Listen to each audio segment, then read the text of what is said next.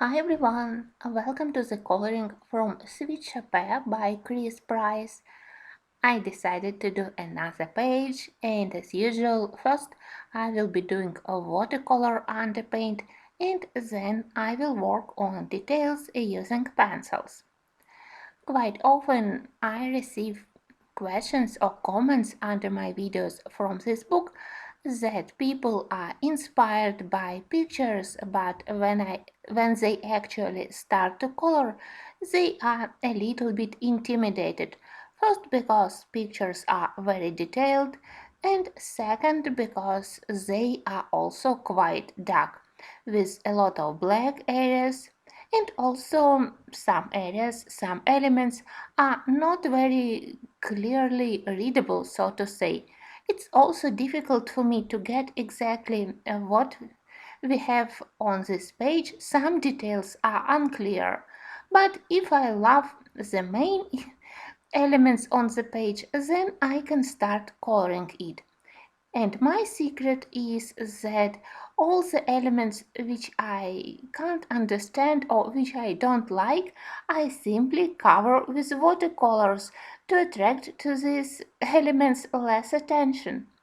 When first I do my color selection for pictures in this book, I try to think which colors I would use for the interior design, for the vintage sweet shop or vintage cafe or vintage bakery. For example, I wouldn't use yellow, green or violet color for the interior design. I would prefer to use colors like burgundy red, claret, dark green or dark blue, and of course a lot of brown and mahogany colors. And that's exactly what I select for all those walls and shelves, for the bookcases which we can clearly see on many backgrounds in this book.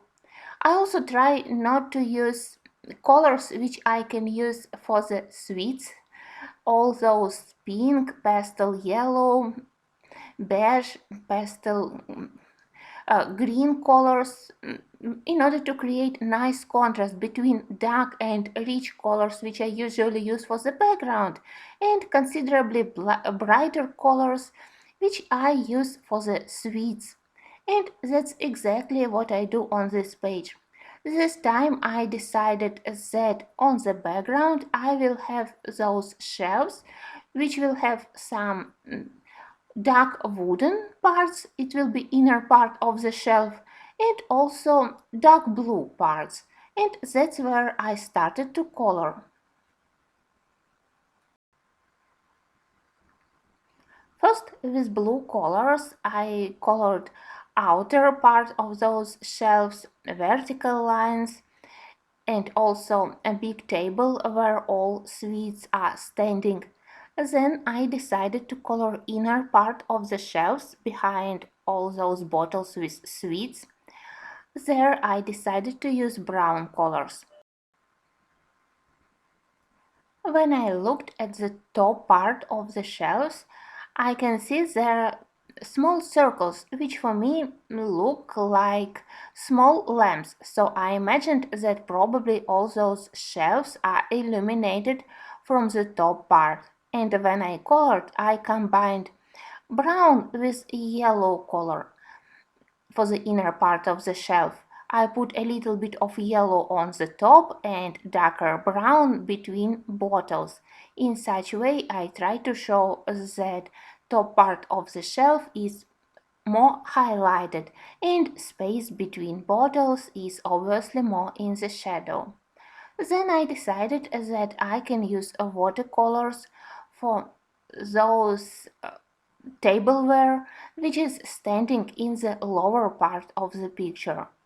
I don't know how to call them properly, but they definitely are made from beautiful metal with beautiful metal work on top of them, and I decided to make them golden. When I colored them, it was important to leave some uncolored spaces to show highlights on the shiny surface of the gold, And from my many yellow watercolors, I selected several and I combined them in order to create some of the brighter gold. Some gold is more muted, so I tried to add at least some variety in color of the metal. And I imagine that they would look quite nice surrounded by dark background.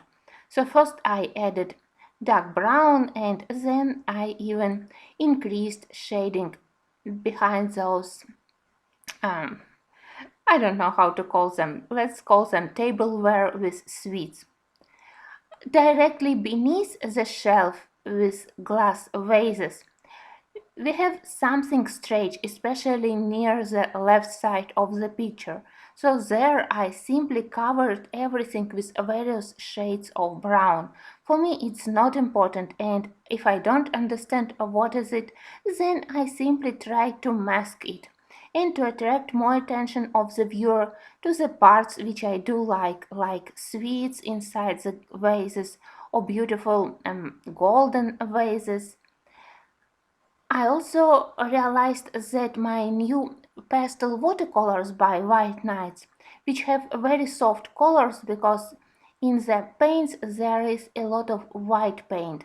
They are perfect for imitating glass of the vases, but also for imitating various sweets. I imagine that inside of the glass vases we have probably some kind of marshmallow or some Turkish delight like rahat lokum, and I colored them accordingly.